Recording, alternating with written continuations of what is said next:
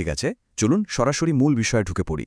আজকের এই বিশ্লেষণে আমরা এমন একটা ক্লাসিক ঘটনার একেবারে ব্যবচ্ছেদ করতে যাচ্ছি, যা মূলত একটা কমিউনিটির পারস্পরিক বিশ্বাস ভেঙে পড়ার চূড়ান্ত দৃষ্টান্ত। গল্পটা আমাদের সবারই জানা, কিন্তু আজ আমরা এটাকে একদম অন্য দৃষ্টিকোণ থেকে দেখব, কিভাবে একটা অত্যন্ত জরুরি ওয়ার্নিং সিস্টেম বা সতর্কতামূলক ব্যবস্থা সে ভুল তথ্যের কারণে পুরোপুরি অকেজো হয়ে যেতে পারে। শুরুতেই এই আর্তনাদটা একটু খেয়াল করি। এটা কিন্তু কোনো সাধারণ কথা নয়, একেবারে চূড়ান্ত সংকটের মুহূর্তের একটা আকুল আবেদন।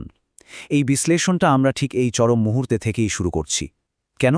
কারণ আমাদের বুঝতে হবে একটা অত্যাবশ্যকীয় সতর্কতামূলক ব্যবস্থা ঠিক সেই মুহূর্তেই কেন কাজ করল না, যখন সেটা সবচেয়ে বেশি প্রয়োজন ছিল।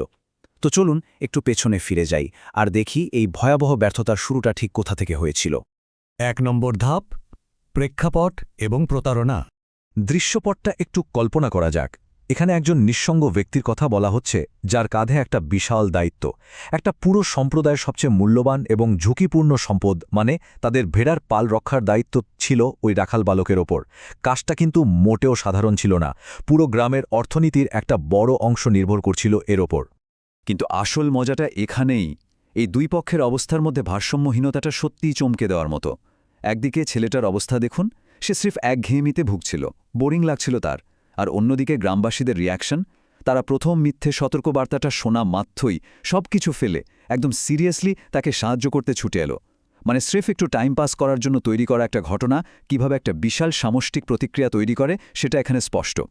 আর এখানকার সবচেয়ে ইন্টারেস্টিং জায়গা হলো ছেলেটার ওই ভ্রান্ত ধারণা। সে হাসছে আর ভাবছে যে কি চমৎকারভাবেই না সে সবাইকে বোকা বানিয়েছে, পুরো ব্যাপারটা যেন তার কন্ট্রোলে। কিন্তু এখানে একটা প্রচণ্ড ড্রামাটিক আইরনি বা নাটকীয় বিড়ম্বনা লুকিয়ে আছে। সে আসলে টেরই পাচ্ছে না যে এই সামান্য মজার ছলে সে তার নিজেরই নিরাপত্তার সবচেয়ে বড় জালটা ছিঁড়ে ফেলছে। ২ নম্বর ধাপ, প্রতারণার মাত্রা বৃদ্ধি। সময়ের এই হিসেবটা দেখলে পুরো ঘটনার গতিবিধিটা একদম পরিষ্কার হয়ে যাবে। খুব বেশি সময়ের ব্যবধান কিন্তু এখানে নেই, মাত্র কয়েকটা নির্দিষ্ট মুহূর্ত। আর এর মধ্যেই একটা চরম বিপজ্জনক প্রতারণার ছক তৈরি হয়ে যায়। মানে ধ্বংসের বীজ বুনতে যে খুব বেশি সময়ের প্রয়োজন হয় না, এই ছোট্ট সময়রেখাটাই তার সবচেয়ে বড় প্রমাণ। এটা প্রথম ঘটনা ঠিক কয়েকদিন পরের কথা। ছেলেটার এই দ্বিতীয় চিৎকারটা আগের চেয়ে একটু বেশি মরিয়া মনে হচ্ছে, তাই না?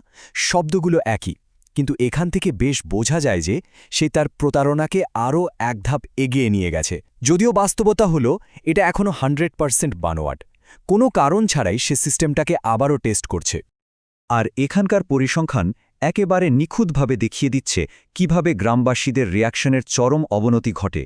প্রথমবার তারা সাহায্য করতে ছুটে এলো। দ্বিতীয়বার সেটা রূপান্তরিত হলো রাগে, কারণ ছেলেটা তাদের সাথে বারবার ফাজলামো করছিল।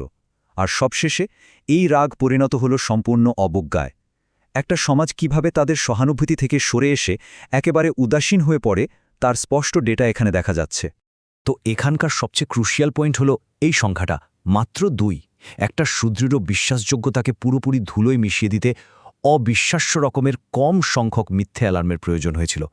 মাত্র ২বার মিথ্যে বলার ফলেই পুরো কমিউনিটির ভরসার জায়গাটা ধসে পড়ে। ভাবা যায় সিস্টেমটাকে ধ্বংস করতে এর চেয়ে বেশি কিছুর কিন্তু প্রয়োজন হয়নি। চলুন এবার দেখি পরিস্থিতি কিভাবে আরও খারাপের দিকে যায়। ৩ নম্বর ধাপ, প্রতারণার পর প্রকৃত হুমকির আগমন। এবার কিন্তু আর কোনো খেলা নয়, এখানে একেবারে দ্রুত এবং নির্মম একটা চিত্র দেখা যাচ্ছে। আগের ধাপগুলোতে ছেলেটার ওই নিরীহ খেলা আর মজার তুলনায় এই ধাপের তীব্রতার সম্পূর্ণ বিপরীত। প্রথমে নেকড়ে মাঠে ঢুকল, তারপর একটা ভেড়াকে আক্রমণ করল, এরপর আরেকটা। ধ্বংসযজ্ঞ কেবল বাড়তেই থাকল। এটা কোনো বিভ্রম ছিল না, একেবারে চোখের সামনে ঘটা এক নিষ্ঠুর বাস্তবতা। ছেলেটার এই তৃতীয় আর চূড়ান্ত চিৎকারটা কিন্তু আগেরগুলোর চেয়ে একেবারেই আলাদা। এখানে একটা নতুন শব্দের সংযোজন ঘটেছে, কেউ একজন বা সামবডি। এই একটা মাত্র শব্দ তার চরম হতাশা আর অসহায়ত্বকে ফুটিয়ে তুলছে। সে অবশেষে বুঝতে পেরেছে যে পরিস্থিতির ওপর তার আর বিন্দুমাত্র নিয়ন্ত্রণ নেই, জিরো কন্ট্রোল। ঠিক এখানেই ঘটে সেই মর্মান্তিক সিস্টেম ফেলিওর। ছেলেটা যখন সত্যিই বিপদে পড়ে গ্রামের দিকে ছুটে গেল, গ্রামবাসীরা তখন হাসছিল। কেন?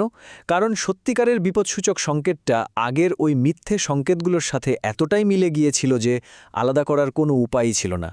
আর এ কারণেই একটা রেস্কিউ মিশনের বদলে সেখানে প্রতিধ্বনিত হচ্ছিল কেবলই হাসির শব্দ। যখন গ্রামবাসীরা শেষ পর্যন্ত সত্যটা আবিষ্কার করল, ততক্ষণে অনেক দেরি হয়ে গেছে। এই পয়েন্টগুলো সেই ভয়াবহ পরিণতিকেই স্পষ্টভাবে তুলে ধরছে। ঘাসের ওপর পড়ে থাকা মৃত ভেড়াগুলো শুধু নেকড়ের আক্রমণের শিকার ছিল না, ওগুলো ছিল ছেলেটার ওই মিথ্যে সতর্কবার্তাগুলোর সরাসরি ফিজিক্যাল মূল্য, প্রতারণার এক চাক্ষুষ এবং মর্মান্তিক খেসারত। 4 নম্বর ধাপ, মিথ্যে সতর্কবার্তার মূল্য। সেদিন মাঠে শুধু ভেড়ার পালি ধ্বংস হয়নি, ধ্বংস হয়েছিল আরও একটা অমূল্য জিনিস, আর তা হল বিশ্বাসযোগ্যতা। বিশ্বাসযোগ্যতার এই অর্থটা আমাদের মনে করিয়ে দেয় যে এটা কোনো অফুরন্ত সম্পদ নয়, এটা প্রচণ্ড ভঙ্গুর আর লিমিটেড। একবার যদি বারবার মিথ্যে অ্যালার্ম বাজিয়ে এর অমর্যাদা করা হয়, তবে তা এত দ্রুতই হাওয়া হয়ে যায় যে চাইলেও আর ফিরিয়ে আনা সম্ভব হয় না। মূল উৎস থেকে নেয়া এই চূড়ান্ত কথাটা সত্যি গায়ে কাঁটা দেওয়ার মতো বাস্তব। এটা শুধু একটা নির্দিষ্ট ঘটনার ফল নয়, বরং মানুষের মনস্তত্ত্বের একটা দীর্ঘস্থায়ী ক্ষতি। একবার যে মিথ্যেবাদী হিসেবে পরিচিত হয়ে যায়, তার সত্য কথাগুলো আজীবনের জন্য সন্দেহের চাদরে ঢাকা পড়ে যায়। এটা এমন একটা চড়া মূল্য যা সারা জীবন ধরে চোকাতে হয়। তো পুরো বিশ্লেষণটা শেষে এই প্রশ্নটা একটা ভাবনার খোরাক হিসেবেই থেকে যায়, মানবীয় বিশ্বাস কতটা ভঙ্গুর হতে পারে তা তো আমরা দেখলাম। যখন কোনো নির্ভরযোগ্যতাকে গুরুত্ব না দিয়ে স্রেফ একটা খেলা হিসেবে দেখা হয়, তখন তা কত দ্রুত একটা অত্যাবশ্যকীয় সুরক্ষা ব্যবস্থাকে ভেঙে ফেলতে পারে। আমাদের নিজেদের তৈরি করা কোনো ওয়ার্নিং সিস্টেম আমরা অজান্তেই দুর্বল করে ফেলছি না তো?